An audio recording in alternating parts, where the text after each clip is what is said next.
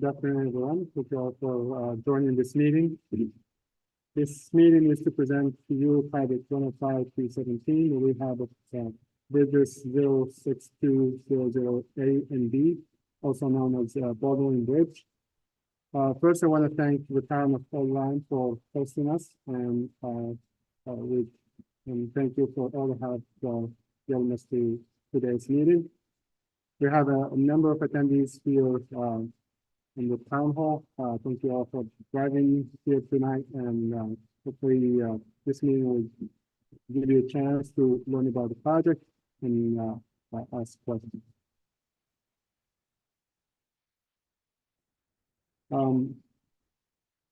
The following will be covered during this meeting. We'll start with some housekeeping items, then introduce the project teams, go over the proposed rehab, and finally open the Q&A session. For those who are attending remotely, to view the captions in Zoom, click on the small arrow next to show captions, then click my speaking language and select the language of preference, as shown in the slide then. It is the department's goal to adhere to Title VI Civil Rights, which states no person shall, on the basis of race, color, or national origin, be excluded from participation or subject to discrimination in the development of this project. For more information on your civil rights, please visit the link below. There is a voluntary post-meeting survey. Please, it's a quick survey, so it won't take too much of your time. If you can fill that out, that'd be good. Thank you. This slide provides information on how to file a complaint for anyone who believes they're subject to discriminatory practices under Title VI. I'll give you a chance to look at it.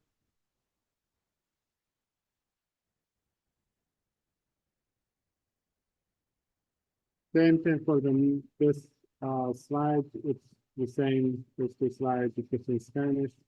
For anyone who can speak them.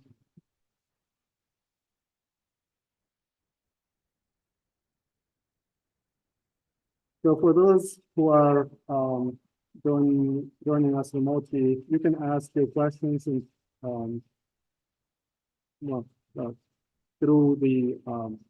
through an email at DOT's project 105-0217@ct.gov, or by phone, or through the chat or the Q&A session.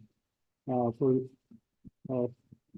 those who are here with us, you can, at the end of the meeting, you can just ask questions. You can find more information on the project at the project webpage, or DOT project 105-217@ct.gov. The comment period is open through September 30th. If you have any questions after today's meeting, you can reach out to us via phone or email.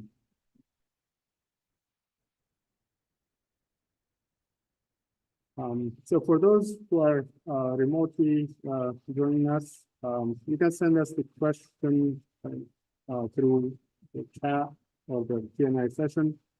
In the window shown, you type in your question and click enter. If you're an audio-only participant, please dial *1, *9 to raise and lower your hand. You can send your questions through email, chat, or phone at any time. We will only respond during the Q&A session. For the project team from the DOT side, we have Bob Sweeney, who's the division chief, Baldwin here, who's the principal engineer, myself, is the project manager. My name is Mizian. And Ed Powell is the private engineer who's doing this remotely. And then we have our designers, John Miller and Min, who are here today. John will take over the presentation now. We'll introduce Christy. Thank you very much.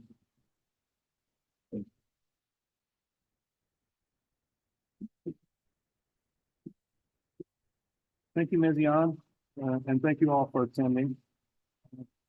I'm John Miller. I work for Close Sampson and Miller of Weathersfield, and together with Policy in Hanover, we are the designers on this project. From Close Sampson and Miller, we are represented by Thomas Ryan, the engineer in charge, Min Fan, the project engineer, and myself, the project manager. From Hardesty in Hanover, John Corbin is the director of complex bridges, and Glenn Tyndale, the bridge engineer. This team will be available after the presentation.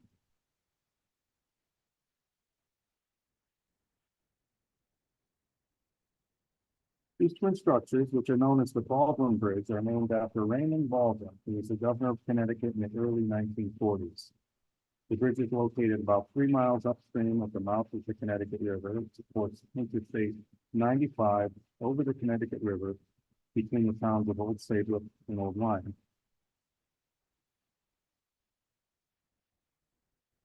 In this aerial view, Old Saybrook is on the left, Old Lyme is on the right. Route 9 is shown about a half mile to the east of the bridge. There is an on-ramp to the I-95 northbound bridge from Route 9 southbound, and an off-ramp from the I-95 southbound bridge, Route 9 northbound.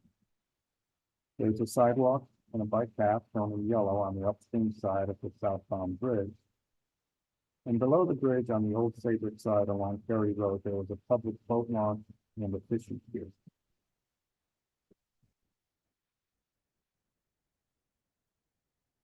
This crossing at the mouth of the Connecticut River has been essential to commerce and transportation for over 3 centuries. The current structure, which is over 30 years old, is a testament to the hard work and planning by Connecticut's Department of Transportation. This bridge is a vital part of the department's infrastructure and transportation needs. The value it provides for the residents of Connecticut and the traveling public cannot be overstated. The purpose of this project is to address the structural condition of these bridges and to maintain a good state of repair. We will be enhancing the bridge's serviceability, strengthening the superstructure to improve load carrying capacity, replacing the bituminous lined surface and waterproofing membrane, and major redefining structure repair. To elaborate a little bit here. In this slide, you see some of the bridge terminology and bridge condition rating scale on the right. In the left in red, you see the superstructure, which refers to the segmental box girders, and the substructure, which refers to the abutments and piers.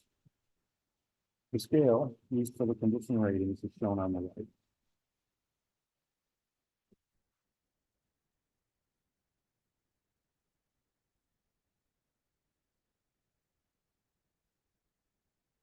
This bridge consists of continuous segmental post-tension concrete box girders supported by 2 concrete abutments and 10 concrete piers. The average total daily traffic on I-95 at this bridge is approximately 73,000 vehicles per day. Each bridge is about 2,600 feet long with 4 lanes of traffic and full-width roadway shoulder. There is a navigation channel below the bridge on the Old Lyme side of the river in spinning 9.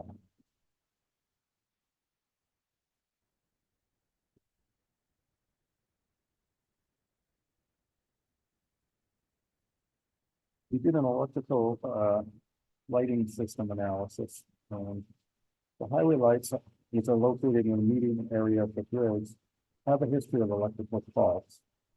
Their current condition rating is considered fair.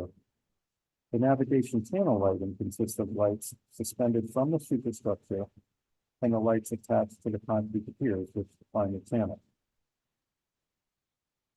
You see them in red down there at the water line. These lights are over 30 years old, and some updates to the system are necessary to assure reliable operations.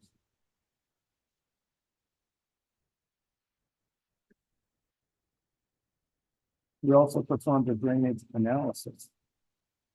And we found the bridge drainage systems to meet the current hydraulic and drainage standards of the Connecticut Department of Transportation. These scuppers are in good condition. And our proposed maintenance work is to clean the scuppers and drainage pipes and remove the overgrowth vegetation connecting up. The overall deck condition rating is a 6, which is satisfactory. The expansion joint condition ratings are fair, rated a 5. This is due to misalignment of the concrete headers, plow damage, and leakage. The bituminous riding surface is rated a 6 with areas of wear and rutting. The waterproofing system on the deck consists of a woven fabric, and it is not compliant with the department's current preference, which is to use a cold liquid applied asphalt mainly.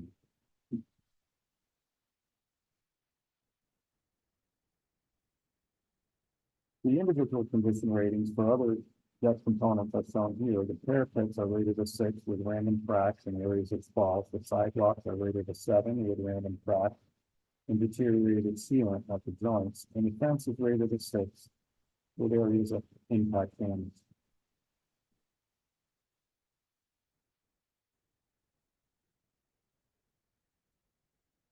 The superstructure condition ratings are fair. The post-tension segmental box girders have random hairline cracks and other miscellaneous defects. These are service cracks and defects, and they do not affect the integrity of the structure.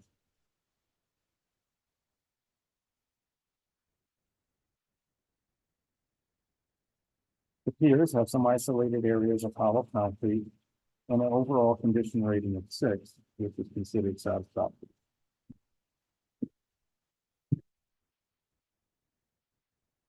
There's some migration of sands and silts below the bridge during storms, but overall our channel and channel protection is rated a 6. Dollar also was rated a 6.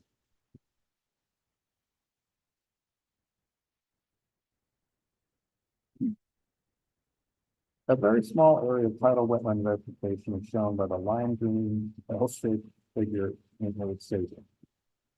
Very small. See, like I'm not able to find it for you, but it's that small, small attention, I think.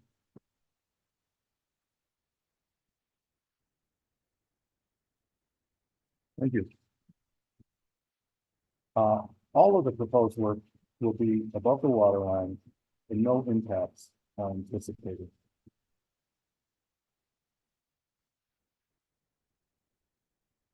Both bridges have tubular overhead sign supports.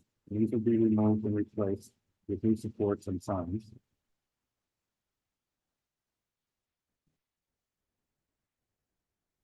We are proposing bridge serviceability enhancements.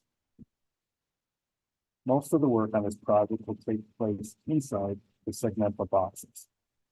The recommendations for improving the bridge serviceability consist of epoxy injection of cracks on the webs, carbon fiber reinforcing of the slab web junction, additional tendons in the existing spare duct, and additional knee tendons that will be added to the northbound and southbound bridges as needed.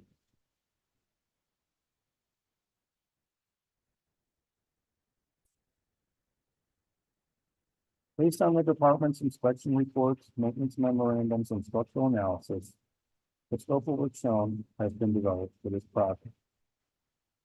We will be replacing the highway median lighting system conductor from the east abutment to Cary Road, replacing the navigation lighting system with new system and LED fixtures, repairing the interior lights, cleaning the scuppers, drainage pipes, repairing the damaged drainage and leak pipes, removing and replacing the concrete headers and bridge expansion joints, strip, patch, and replace the waterproof membrane and bituminous overlay, replace the fencing on the parapets with anti-climb fencing, which is a vertical fencing, repair and seal the concrete parapets in the bridge sidewalk as needed, replace the existing sign supports and signage, strengthen the superstructure of both bridges by adding post-tensioning tendons, and patching the concrete substructure above the water line if needed.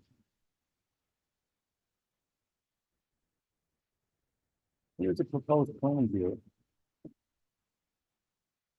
It shows the proposed improvements at the bridge deck level. In red, you can see where we will remove and replace the existing fence with an anti-climb fence.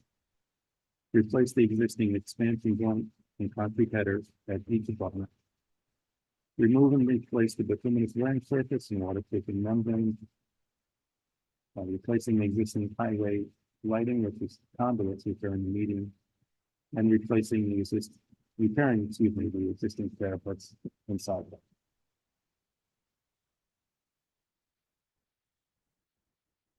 This cross-section shows the deck and serviceability work which will take place on the segmental boxes. And note that most of this work is inside the box and it will not impact the traveling public.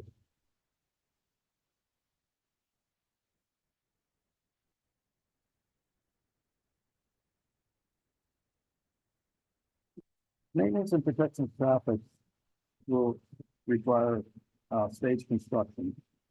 As I said, though, the majority of the work will not impact the traveling public.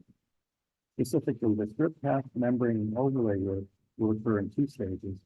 Half of each bridge will be closed to traffic during these stages. 2 lanes of I-95 and a ramp service lane will be maintained at all times. This work is expected to take about 2 months. The contract documents will include provisions for when this work can occur, and our design intention is to avoid the peak summer travel periods. In addition, the epoxy ejection crack repairs and carbon fiber reinforcement work will require access to the outsides of the box building.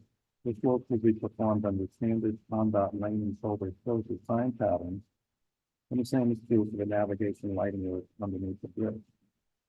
The fence replacement and parapet and sidewalk work will take place during the stage construction.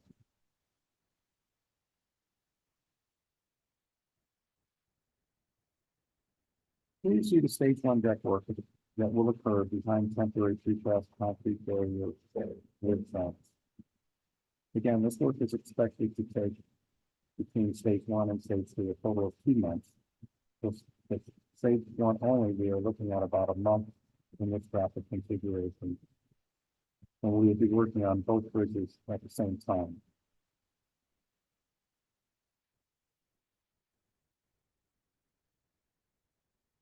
And this is stage 2, which is building the remainder of the deck. And again, the work to remove, this work is expected to take about a month. And I know that the work to remove and replace the signs and sign supports will take place in part during both stages that will be completed in stage 2.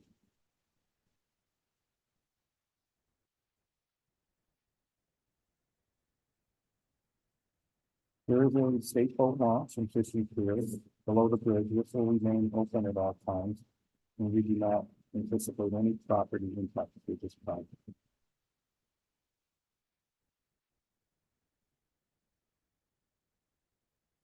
The bridge sidewalk will remain open for most of this work. Short-term closures are going to be necessary for some of the work on the sidewalk and the fencing. Taxi service during the sidewalk closures will be provided, and this will be coordinated further with the town during final design.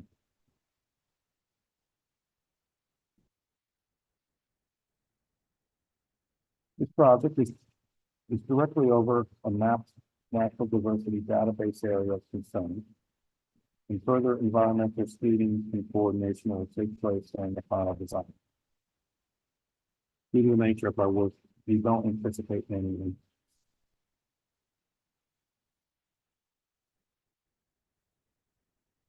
It is early in the design phase, but this is a list of permits that we anticipate may be necessary. The permit details will be decided during interagency coordination meetings and further review during final design. Again, I stress the boat launch will remain open, and we will be coordinating with different departments within the state regarding that. And likewise, the navigation channel will be maintained at all times. There will be some restrictions. I think the width will be, at times, it won't be as wide, because we're doing work on the navigation lights and the piers, but we'll always have the channel open. We look at active projects in the vicinity, and we do not foresee any problem, any issues with the Connecticut DOT project. And I do want to point out that the downstream project to replace the railroad with over the Connecticut River is not part of this.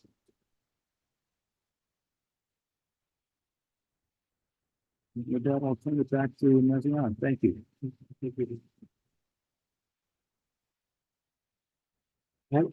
So project schedule and cost, so we're looking, to, final design plans of March of 2026, design completion of, April of 2026. Start the construction, we're estimating, April 1st, 2027, and, construction duration is one season. The estimated cost right now is 65 million, with 90% federal and 10% state, and we have no town funds needed for this project. This one, I think we can just take the open up for questions. Yep, go ahead.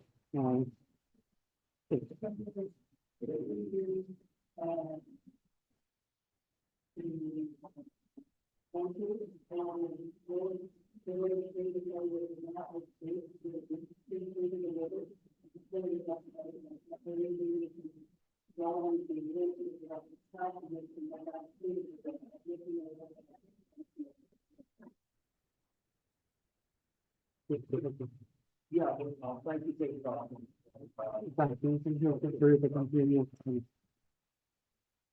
So the question for those who are joining us online, the question is, what type of fencing are we proposing for this project? I don't see, thank you for the question.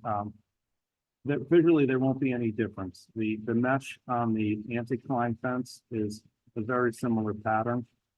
So you'll still enjoy that open view that you enjoyed today.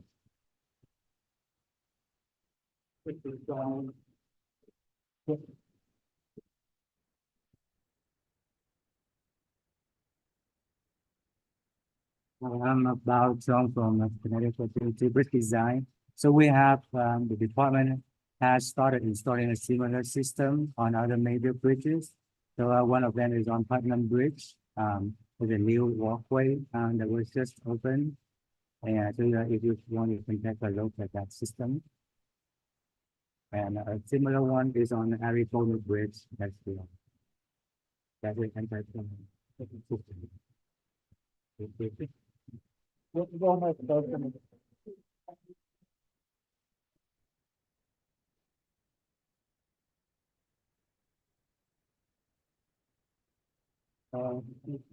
You go back with the.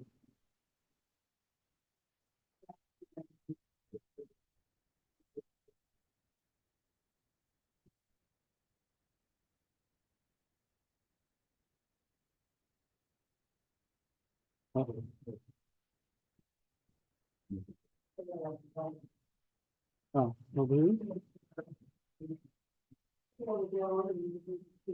The one we looked at from the other day? Yeah. Okay. Yeah, that's good. The answer is no. We don't have any plans in this project. Yeah, it was not included in the scope of the project. The scope of the project was to maintain this bridge specifically in a good repair, a good state of repair. So, yeah. Mm-hmm.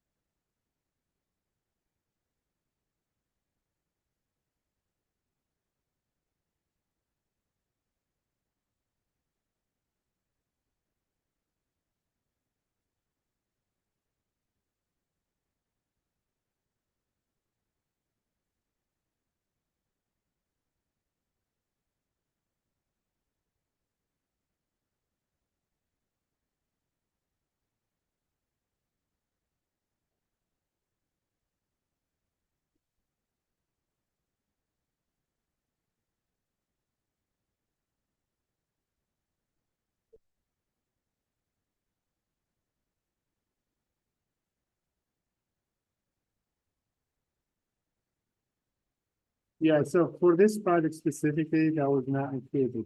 But that doesn't mean that there are no other projects that may be, um, that work can be done in the various projects. We will, coordinate with other units of the department just to see if there is anything, that we can do or, in the future project and we able to include this work on this.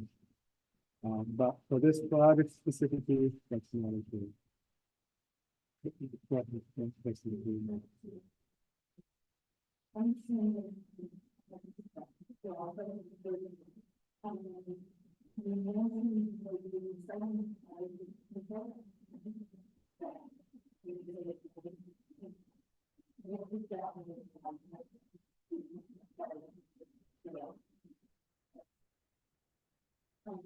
So we think we can do it in one season, meaning all the way to the winter of that year. So because some of this work can be done inside the boxes, so it's to some extent it's temperature sensitive, but because it's inside, it could be done. So and down correct me if I'm wrong, but I think to the end of that year, right now, that's what we're looking.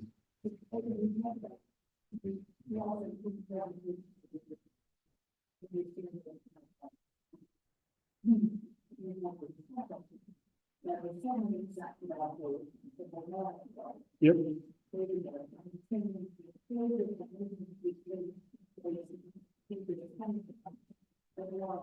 More of the fall, yeah, but because of the pavement is temperature sensitive, so it has to be done before certain temperatures, right? So it has to be done by, let's say, September, October, months. Because after that, you can't really do, the pavement or the number one. So those are the limitations we have to work around.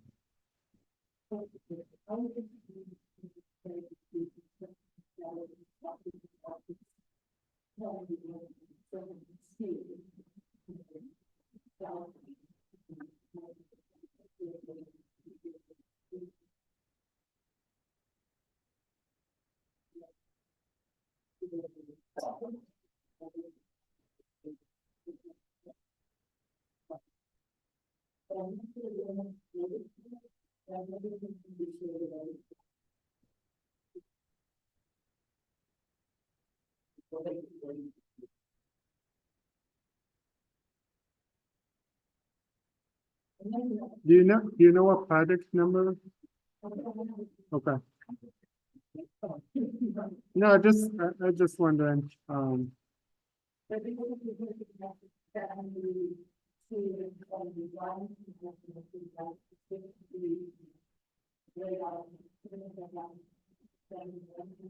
okay.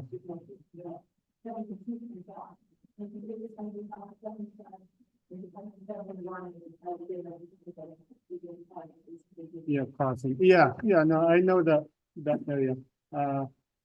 Yeah, I see many accidents there. We will coordinate with them and see what's their schedule. And then,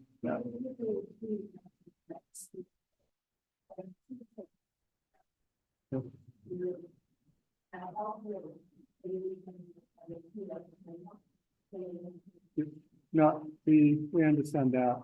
We're not planning on taking any exits out for this project. We're shifting them, yes, but not taking them out. Then, yeah. Yeah, while we're doing portion of, so the entrance, right, like the entrance there. So because we're gonna be working on the first right lane, the first two right lanes, so we have to shift everything to the left. And then we will work on the rest, so we shift back, the traffic. And we'll do the same thing with the other. The other back. I think you've got it all, and likewise, the answer capture. The only points I would emphasize if I didn't present this clearly enough is that these impacts, these traffic shifts on 95 are a total of 2 months. So when we say one season, most of this work is taking place inside these box girders. So you won't see that from the deck, from the driver's perspective, you're not going to see that. And then, like it's been discussed, the high volumes during the summer is the reason we push the topside work out to the later months. As far as the exit, combining the two exits further towards New London and their traffic patterns, we'll certainly look at that more closely as we get into the night and their schedule. Our condition will always keep the two mainline lanes on the bridge, whether it's northbound or southbound, and a ramp service lane. So if you're going southbound towards New Haven, you'll be able to get to Route 9 northbound towards Hartford. That'll remain in service. And likewise, we'll be able to go from Route 9 southbound to the northbound bridge towards New London. So we'll be keeping the two main lines and the ramps in service. Yeah,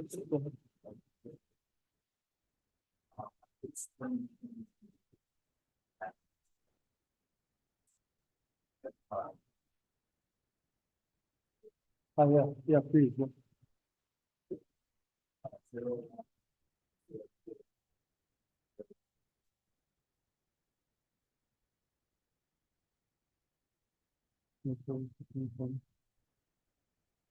Thank you. Yeah, go ahead. Can you state your name, please?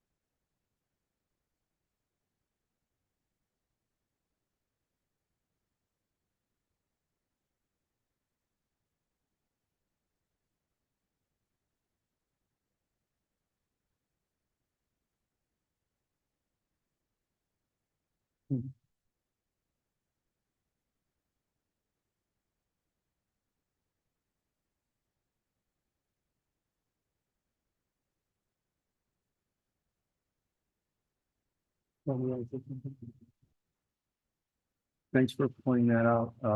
The reason I wanted to speak is to clarify the highway median lighting fixtures themselves will remain. We're not looking to swap out the fixtures. So that should speak to, you'll know what to expect for the spectrum. We are working on the conduits where we had short, electrical problems inside the junction boxes. That's what I was referring to for the highway lighting. For the navigation lighting, we are using the LEDs and we're looking into that. But that work, our spectrums are post-road controlled. It's red or it's green, and we'll be looking into that. But I don't think it's not the same type of. It's an LED fixture, and we'll be looking to other projects. Working with the post-road with no concern. And just to add to that, the Office of OEP in the department looks at those as well, the lighting and so they do get their approval before we get any further than that. Just want to add, so yeah, we just want to add to what Mayor said. So we're looking for kind of wildlife habitat, so not just the bird, but from the fish and all of the other things. So to work closely with OEPs to make sure we don't need to get it. It's just going to control.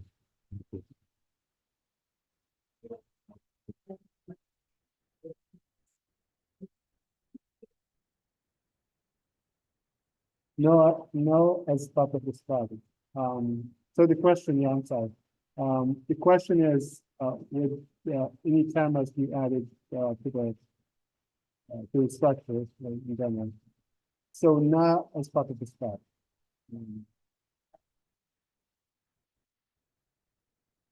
Now that I know, yes,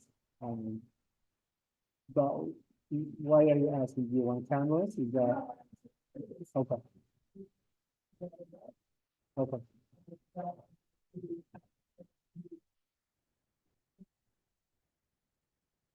Okay, yeah.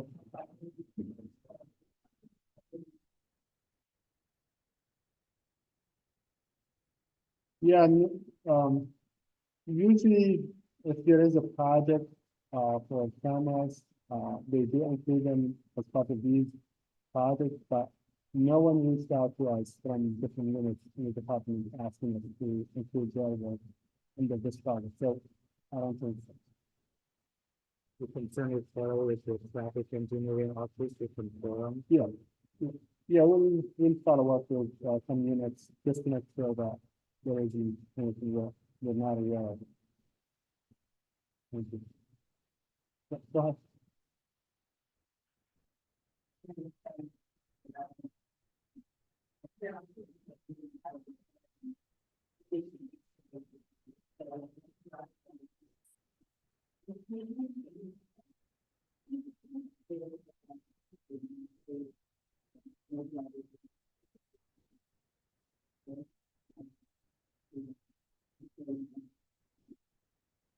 Yeah, thank you. Thank you for that question. So the question is about, noise improvements.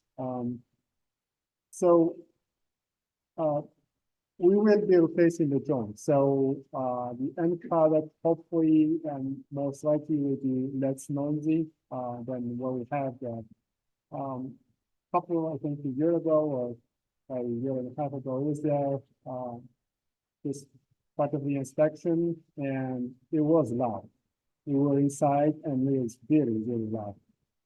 Maintenance, I think they did some work, they made it better, but, we are replacing the joints. So definitely that, big problem will go away. There is no perfect joint, especially for these big structures, you need a big joint, you need, it has to have, steel and members. So it can be, smooth as pavement, but we try to, make it as, long lasting and as, smooth as possible.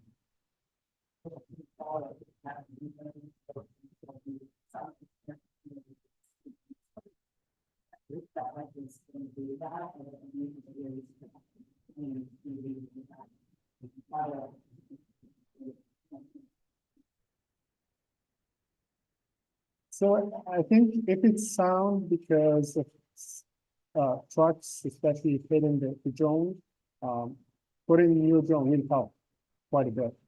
Now this noise from cars in general and, vehicles, the alternative is to put noise barriers, but I don't think you want noise barriers on a bridge like this because the view is no longer there. And that's not, that noise barriers are not included in this project. That's a long, study that has to happen before, we put any, noise barriers on any structure. So a short answer, no, there's nothing more than the joints. The pavement, however, new pavements usually are less noisy, so that helps. Yeah, I think that's, yeah, go ahead.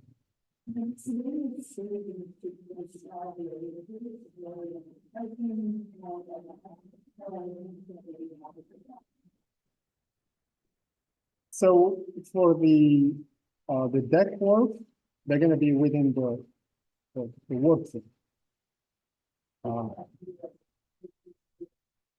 They will park on the bridge within the work zone. Now, under the bridge on the old Saybrook side, near abutment, so abutment one, where that there is that, I don't know, yeah, not on the boat launch, but yeah, across, right? There is some space there, and we plan to use that to access the inside, and as well as even get some materials from that because it's very close. And because we're gonna put, pump concrete into the structure and build some sections, so we will use that as well. John, do you have anything to add to that? But no, honestly, I think you covered it. The only thing I could add to that may be helpful is this is specialized work inside the boxes, but it's not like there's a lot of workers in it. It's kind of a tight area and very targeted work.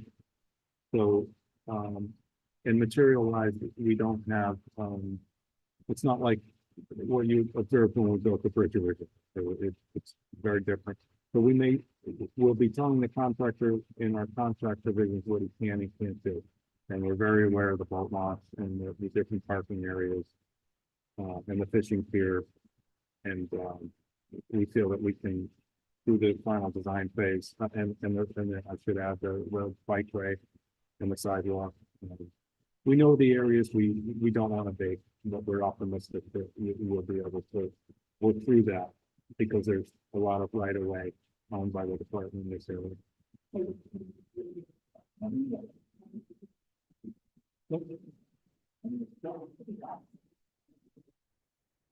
There is a pathway. There is opening. If you go next to the apartment, there is an opening right above your head, and that's how you access it. Yeah, yeah. Or you can use a lift, something.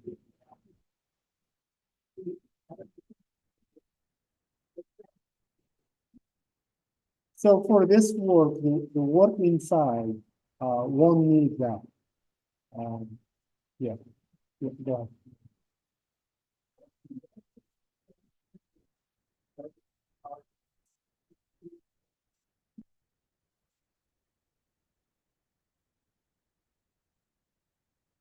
How many?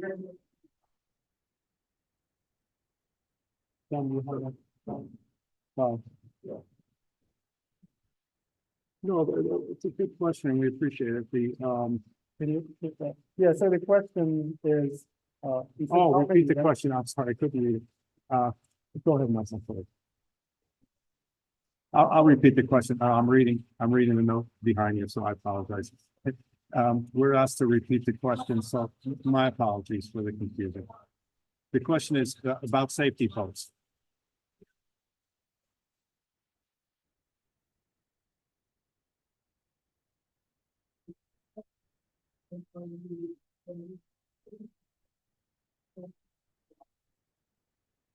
I'll try and repeat all those questions.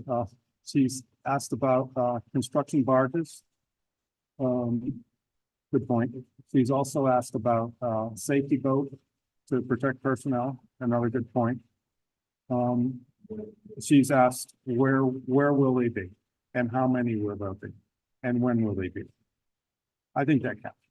Thank you. Okay, first with the construction barges. You're right, and these are going to be small pontoons like watercraft that really just for the purpose of patching areas, hollow areas on the substrate. I don't think they'll be great in number, they'll be tied together. And we will, as I mentioned earlier, we'll be keeping the navigation channel open. So small floating craft, not large, not big construction barges.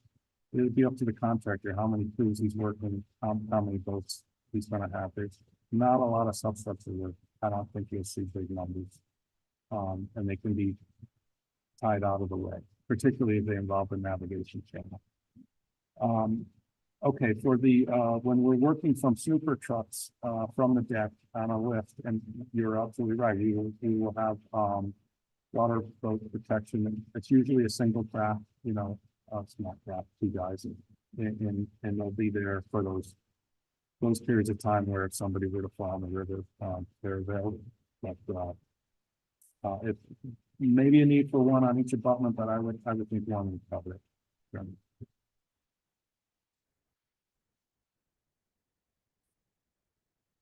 Yeah, I don't see that, a lot of this is dependent on how the contractor schedules his work. Are things going concurrent? You know, is he going to do substructure repairs at the same time he's doing, the fiber reinforcement on the webs? So in other words, we have a snooper and a pontoon boat, and so I think 4 months was your estimate would be conservative. At least half the project.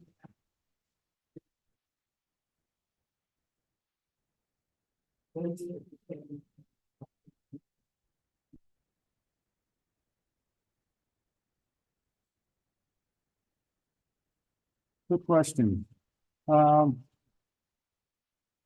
I hadn't considered the water piece of it to be especially problematic. And you really don't want to push too much of your work out. It just becomes too many things for the contractor to manage. I wouldn't think that we would say, I think that it's really got to be a contractor decision and statement to do the things that will involve these safety points. I wouldn't see that. I wouldn't see that being late in the construction season work. Substructure work, you really want to get out there and establish how much of it there is and get a hand on it. So the snooper work most likely will happen when they're closing the right two lanes. So they have a snooper while they're working on that same area. That's for the snooper work. But now the substructure they can work on it anytime, with the exception if there are environmental restrictions that we have to meet. Well, I get, yes.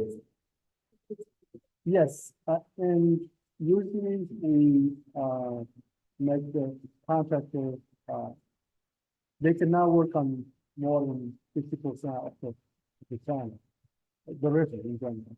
And specifically the navigation time, they have to keep it most of it open. In this case, we don't anticipate them using half of the time, navigation time during the substructure work.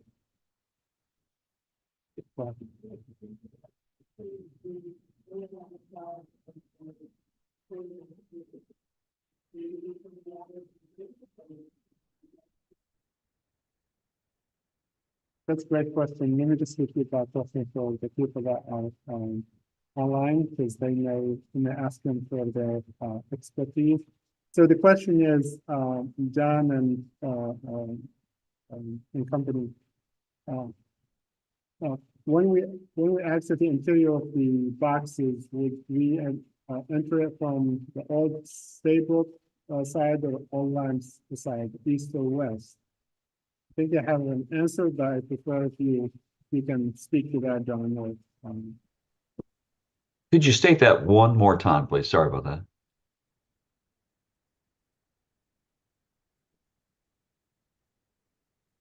I'm sorry, say again? Can you state that question one more time? Oh, yeah, go ahead.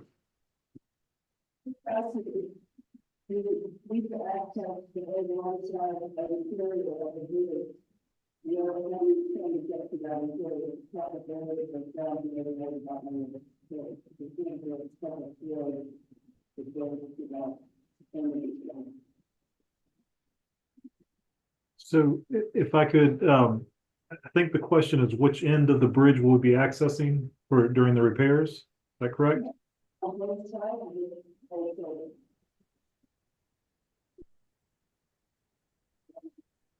Mez, can you help us out? I can't hear. Yeah, I can repeat that question. So the question is, are we accessing the interior of the bridge from both sides or only from one side? If one side, which one? So I think the ideal hopefully would be that we would have access to the contractor would have access to both sides so that he would not have to move materials and men unsafely over the whole length of the bridge if starting from one end only. But I'm sure as any concerns were to develop, we could take those into account and try to make sure that everyone is considered. But right now we're looking at access from both ends and then working to the middle to do that work inside the bridge. Yeah, and to your question, from the old line side, it's tricky. There is no easy access there. So if we have to do that, we may have to go from the road around the sidewalk and get inside. There are, for these similar projects or bridges, sometimes they put a hole in the deck and access there. We're not there yet. We don't know whether if it's necessary or not. We will try not to. But if that's the only solution, we can definitely explore that.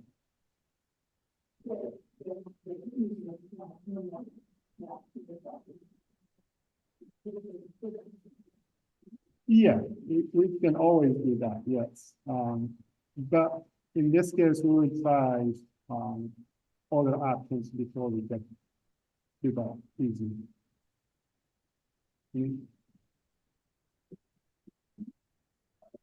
So I'm going to run on the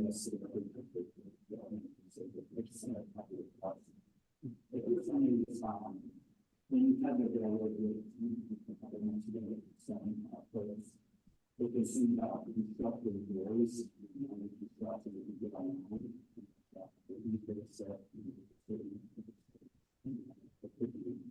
so there are certain videos that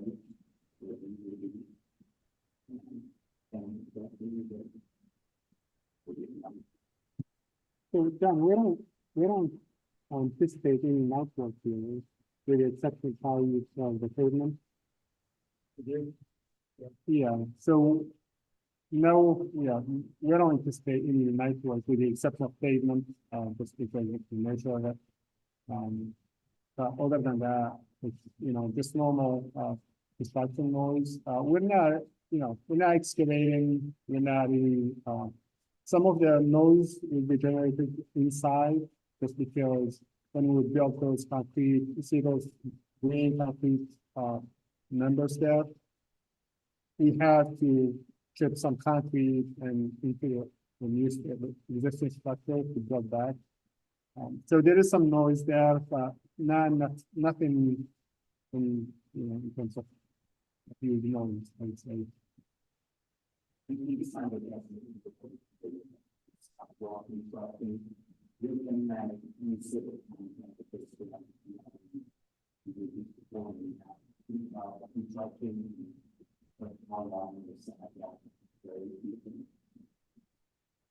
So the sidewalk will be closed mainly to install the fence. And then do some repairs, concrete patches here and there. I think that will be done while the fence is being installed. And it's just because of the size of it. You cannot have people and workers at the same time.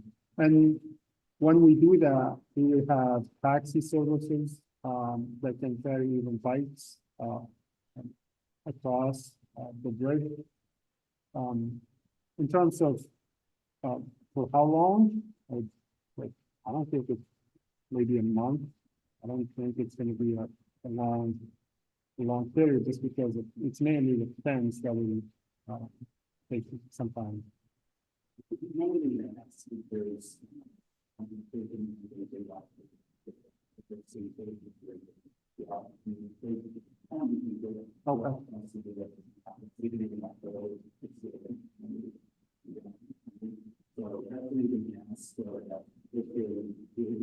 Okay, so every year around October. Okay, so yeah, we'll keep that, and we will put the language in the contract to be done, that work has to be done prior to that. Yeah, that usually that's a good way for us to make sure that the path is open for specific events like that. That'd be great. Yeah. Thank you. Any other questions?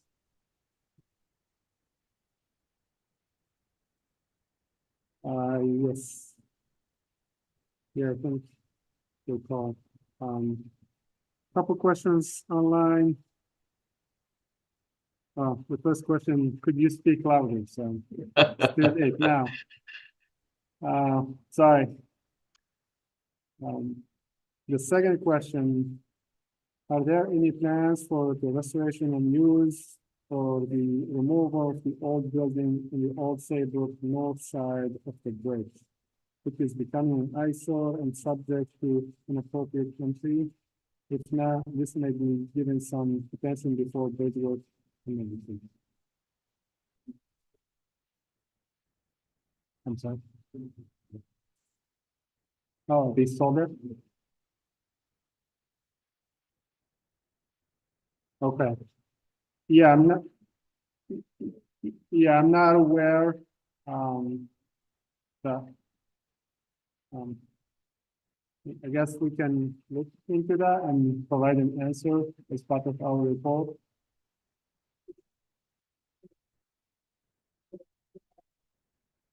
Okay.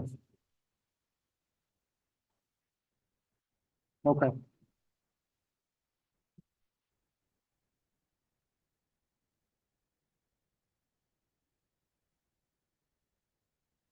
Okay.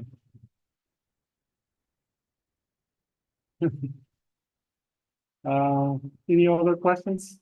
Yeah. Let's give a chance for anyone online. Any other questions?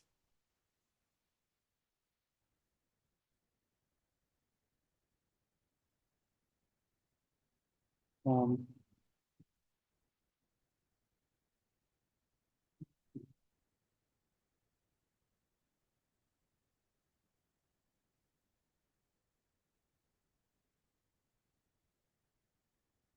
well, since we don't have any other questions right now, so if you do have any questions after today's meeting, you can always reach out to us, by email or by phone.